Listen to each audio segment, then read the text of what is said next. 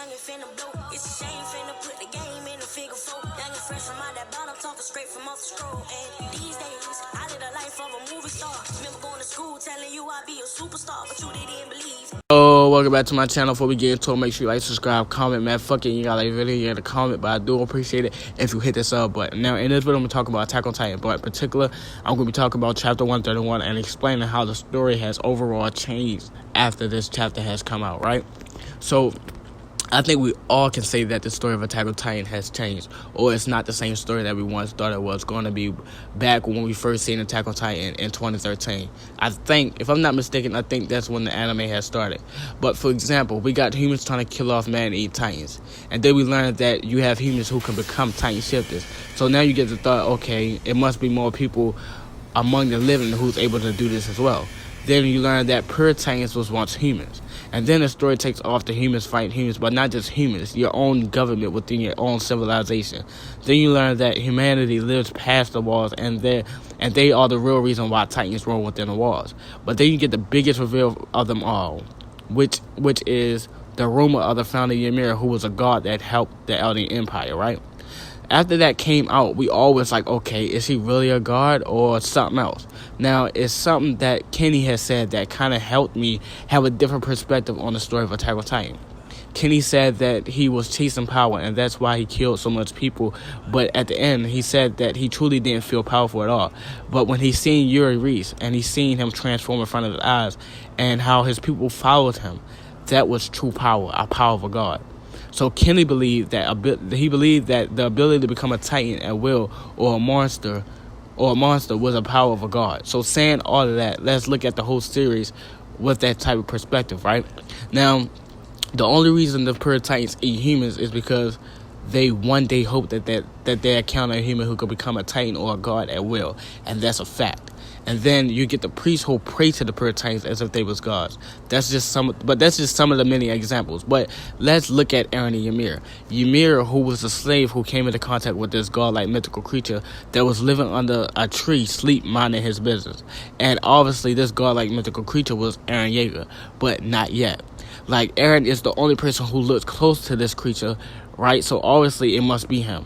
The only thing that I can't figure out is how he got like that and how he got placed under the tree. But anyway, connected to soon to be Eren, Eren, gave her the power of a god. But the problem was that she was a slave and didn't know what to do with it. So she went back to the king or the people of the Aldea thinking that things would change. Kind of like how Eren wanted to believe that things could change because of his ability to become a god or a Titan. But nothing changed. People still died in front of him. He still felt useless. It's the same for Ymir. She was looking for change, but nothing changed. She was still being used as a slave, just at greater heights. She didn't feel like a god at all. So later on, the mythical creature gets reincarnated into Eren Yeager. Or that's something that I want to believe. And we all thought that Eren Yeager was a reincarnation of Eren Kruger. But later on, we learned that he's not. But what if Eren Yeager really was a reincarnation, but he was a reincarnation of that creature? So Eren isn't human at all. He was a god who got turned into a human and couldn't turn back into a god. Or whatever the fuck that creature is, you know? Like, it all makes sense. Like, if you got this 10-year-old boy who is not satisfied with the life that he has behind the walls, he knows that this isn't the full experience of what it is to be human. Isayama puts it right in front of us. Like, why would a human want the full experience of what it is to be human? That's because this motherfucker wasn't human to begin with.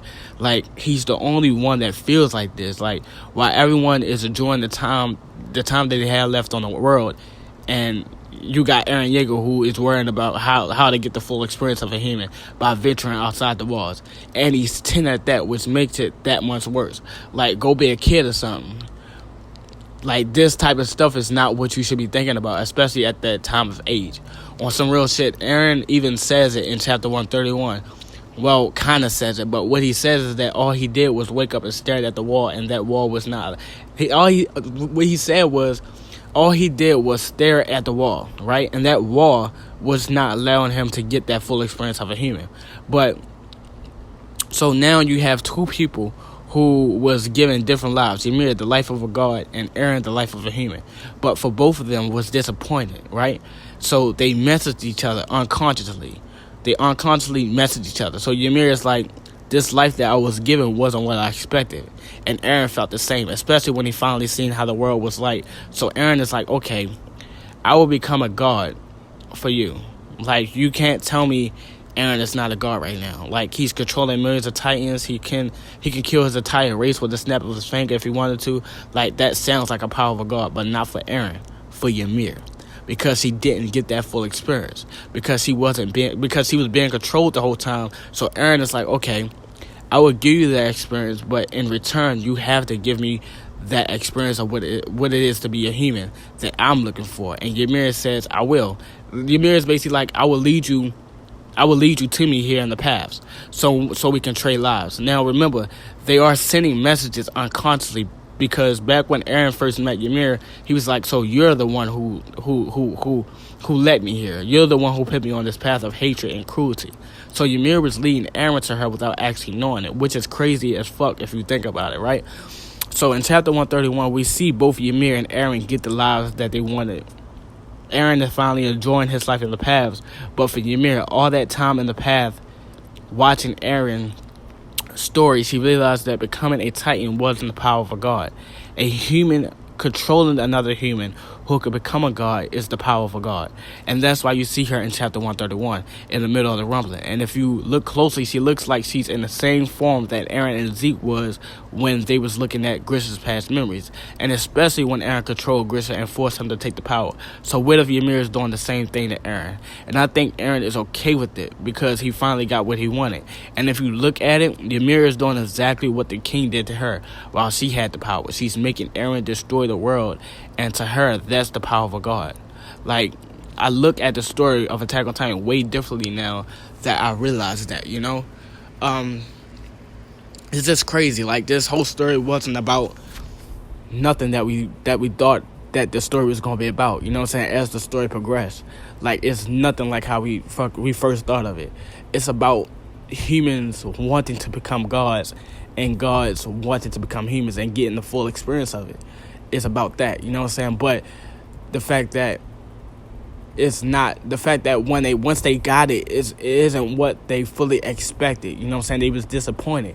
It's not what they imagined it to be, you know what I'm saying? Eren says that a lot in this whole series of Attack on Titan, especially when he sees the outside world, and especially in chapter 131, he was disappointed that it was life outside the walls. He wanted to see something different, you know?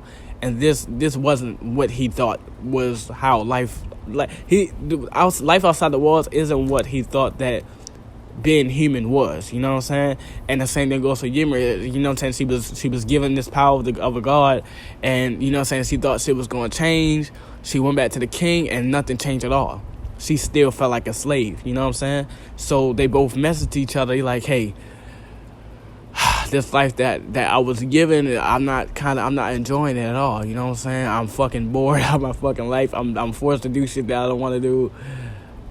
Like, you know, they both just disappointed with the life they was given, so they connect with each other once more because they connected 2,000 years ago. So you would think that it's easy for them to connect with each other, you know what I'm saying, unconsciously, and send messages to each other like how they been was doing, you know what I'm saying? Like, to you 2,000 years ago. I mean, to you 2,000 years from now. To you 2,000 years ago. You know what I'm saying? It's a message. You know what I'm saying? The whole story is a message to Eren Yeager. Basically them sending a message back and forth like, hey, I'm going to lead you to me. You know what I'm saying? You do this. You know what I'm saying? You become a god again for me, and you get the power of the Fountain of Time, because Eren is the reason why he has the power. You know what I'm saying? He manipulates his father to get the power for him in the future. You know what I'm saying? Like, the whole story of Attack on Titan has completely changed. It's not about what we thought about. You know what I'm saying? If like Eren, and the craziest part is that I don't know why Eren wants to be in the past so bad. I don't know why he calls that freedom. You know what I'm saying? It's weird. You know what I'm saying? But to him, since he wants to become human, he wants to see what's beyond this world. You know what I'm saying? This world is not satisfying him. The past is, you know what I'm saying? And that's why you see him having fun in his 2-year-old, you know what I'm saying, as his 2-year-old self, and you see him like having, like, saying like, this is freedom, you know? And for Ymir, her controlling Eren's Titan now, you know what I'm saying? Like, and you know what I'm saying? This is her freedom. This is what she thinks is the power of a god. You know what I'm saying? This is her being a god, really. A human controlling a human who's able to become a god. Just like how the king did to her. You know what I'm saying? She realized that by watching Eren's story. But I don't have too much to say about it anymore. I only got like a few videos left until, you know what I'm saying, until I come up with like a theory of, you know what I'm saying, my predictions for chapter 132. But keep supporting me. Oh my god, I'm stuttering and shit. I'm just blown away at what the fuck I just said. But keep supporting the channel, man. Keep subscribing, keep commenting. I reply to any comments. Like if you want, you know what I'm saying. All that shit is appreciated, but I appreciate it more if you subscribe to the channel. And I'm out, bruh.